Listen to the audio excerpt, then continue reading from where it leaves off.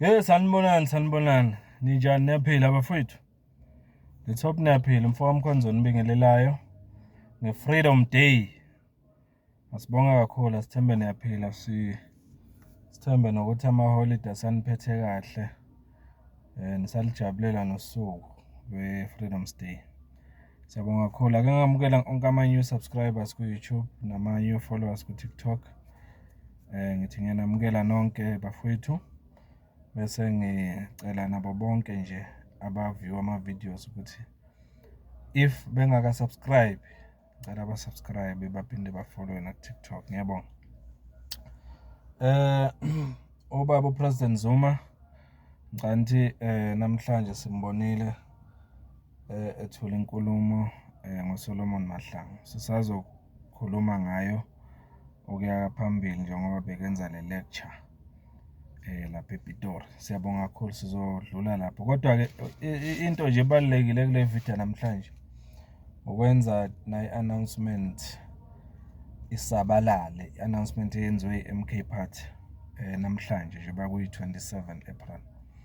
La yakhona ithi MK Party kusasa ngeyi-28 April 2026 u-SG noma unobhala jikelele we-MK Party unobhala owe-MK Party uSibonelo Nomvalo ne-team asebenza naye bazobe be-announce-ke noma bememezela ngokukhethekile nangokusemthethweni kusasa ngeyi-28 April ukuthi obani njengamanje abazolida noma bazohola i-MK Party kuwo wonke ama-province. Shothi i-province ngayinye ubani ozolida esebenzisana nobani kwi-province, kwi-region, kwehle njalo kuya phansi. Kodwa nje okuningi sokuthola khona kusasa mangabe esesichazela u-SG we-MK Party. Lokho-ke kulandela umkhankaso omkhulu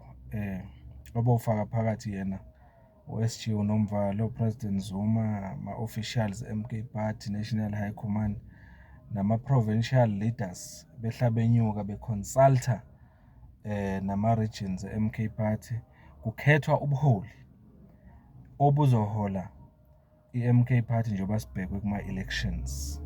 So consultiwe-ke ngasho nje ngithi kuphekiwe, bekulokuphekwa manje-ke kusasa nge-28 April usezosiphakela-ke u-SG uNomvalo ukuthi nakho ukudla besikupheka noma nawa ama-leader esikhonile ukuthi siwahlanganise ukuthi ahole MK Party njengoba kuyiwa okhethweni. Engicabanga ukuthi konke kuhambe kahle kakhulu, i-unity khona ku-MK Party njengamanje.